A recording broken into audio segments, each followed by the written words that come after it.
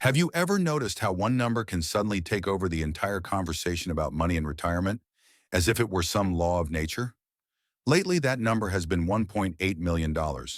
Everywhere you look, someone is saying, you need $1.8 million to retire. If you don't hit that number, you're in trouble. And if you hear it enough times, it starts to feel less like an opinion and more like a verdict on your future. You see a headline, then another, then another. And suddenly there's this quiet pressure in your chest telling you that you're behind, that you should be worried, that maybe you've already failed. But almost nobody stops to ask a simple question. Where did that number even come from? Who decided $1.8 million is the magic target for everyone, no matter how different our lives are? Because that number didn't come down from the sky. It came from a survey, a rough idea, an answer that got repeated enough times until it turned into a modern myth. And like most myths around money, it spreads because it triggers fear. Fear gets more clicks than calm. Panic grabs more attention than nuance. But just because something spreads fast doesn't mean it's true for you. So let's step back and strip away the drama. Retirement is not built on one giant, universal number. Retirement is built on two very simple questions. How much do you plan to spend when you stop working? And how much income will you naturally receive without touching your investments? That's it. Your spending and your income. The $1.8 million headline doesn't know either of those things about you. Think about it this way. Saying everyone needs $1.8 million is like saying everyone needs the same shoe size. Some people live in paid-off homes in quiet towns. Some people rent in expensive cities. Some want to travel the world. Some are happiest reading a book in their garden. Our lives are not identical, so how could one number possibly fit us all? Let's put some simple numbers on this. Imagine you decide that, in retirement, you want to live on $40,000 per year. Not $80,000, not $100,000, just $40,000. A lot of people live comfortably on that, especially once the kids are grown, the mortgage is gone, and life slows down a bit. You don't need a fortune to feel peaceful. You need clarity. Now imagine that on top of your savings, you're going to receive something like Social Security. As of early 2024, the average benefit was around $1,900 per month, which is over $20,000 per year. Let's even round down to $18,000 just to stay conservative. If you want to spend $40,000 per year and Social Security is covering about $18,000 of that, then you only need the remaining $22,000 to come from your investments. This is where the withdrawal rate comes in, the part nobody explains in those scary headlines. You might have heard of the 4% rule. It's been around for decades. The idea is simple. If you withdraw 4% of your investment portfolio every year, adjusted for inflation, historically your money would have lasted roughly 30 years in retirement. But here's the twist. The researcher who first popularized that rule has since updated his view. With more recent data and a more diversified portfolio, he now suggests that something closer to 4.7% might actually be sustainable. That sounds like a tiny tweak, but mathematically it changes a lot. If you want to withdraw $40,000 per year and you use the old 4% rule, you'd need a portfolio of $1 million. Not exactly pocket change, but if you use 4.7%, suddenly you need less, closer to the mid-$800,000. Still a big number, but significantly smaller than both $1 million and that headline $1.8 million.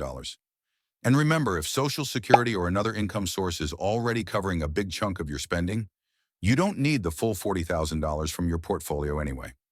In our example, you only needed about $22,000 from investments.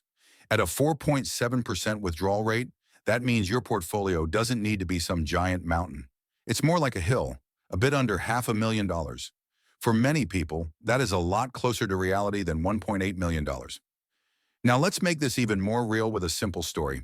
Picture someone named Emma. She lives in a modest city. Her home is paid off. She enjoys reading, gardening, walking her dog. She's not flying first class around the world every month or constantly upgrading to the latest luxury thing. Her annual spending in retirement is around $36,000. Social Security covers about $18,000. That means she only needs another $18,000 from her investments.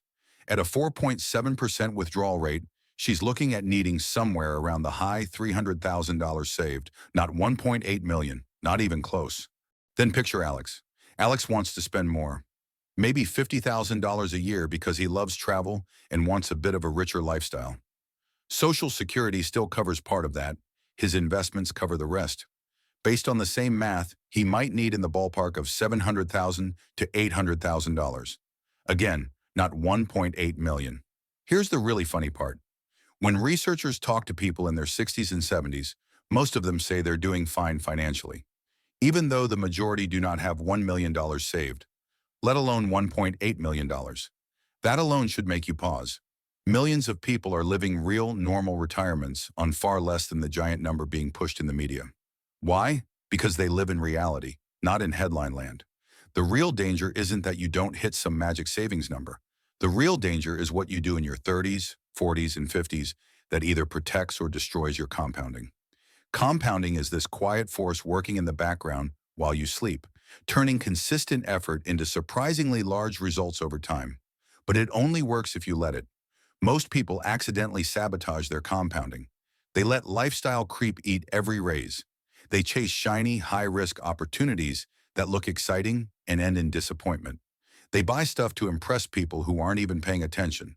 They keep saying, "I'll start saving later," and then later shows up with 10 or 20 years gone. Time is the secret ingredient here. You don't need perfection. You need to start and then keep going. Saving $200 a month starting at 25 is completely different from saving that same amount starting at 40. Same effort, same dollars, completely different outcome because the first person gave compounding more time to work. There's another piece almost everyone overlooks: flexibility. Your retirement spending is not locked in stone. You might want to spend more early on when you're still full of energy and curious about the world, and then naturally spend less later when you're more settled.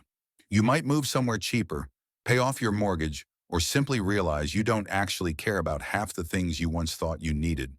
A small drop in annual spending, say $10,000, can reduce the required portfolio size by hundreds of thousands of dollars. That's how sensitive the math is. And of course, money isn't just math. It's emotion, fear, anxiety, hope. The reason those "you need $1.8 million" headlines hurt so much is because they poke at that fear of running out, that fear of not being enough. But knowledge kills fear. Understanding what actually drives your retirement, your spending, your income sources, your withdrawal rate, your time horizon, your habits, takes the monster out of the story and turns it back into simple numbers. Retirement usually isn't funded by one giant pile of savings anyway. It's a mix: Social Security, maybe a pension, maybe rental income, maybe a small side hustle or part-time work you actually enjoy, plus your investments. The more little streams of income you have, the less pressure there is on your portfolio to do everything. So instead of obsessing over $1.8 million, here's what actually matters. Define the lifestyle you want, get honest about what that costs, understand how much of that will be covered by guaranteed or semi-guaranteed income, and then use a realistic withdrawal rate on your investments to fill in the gap. Protect your compounding by avoiding lifestyle creep. Keep your investments simple and diversified. Review your plan regularly and let time do its job. If you're still here, it probably means this clicked for you. So let me know in the comments. Did you expect the real retirement math to look like this? Did it feel lighter than the 1.8 million myth? Subscribe if you want more deep dives like this. And remember, I'm not a financial advisor. This is educational, not personal advice. Your results will always depend on your own decisions, your own discipline, and the actions you take after you close this video. Thanks for watching InvestingFlix, where smart money learns smarter moves. Subscribe for more insights that grow your wealth.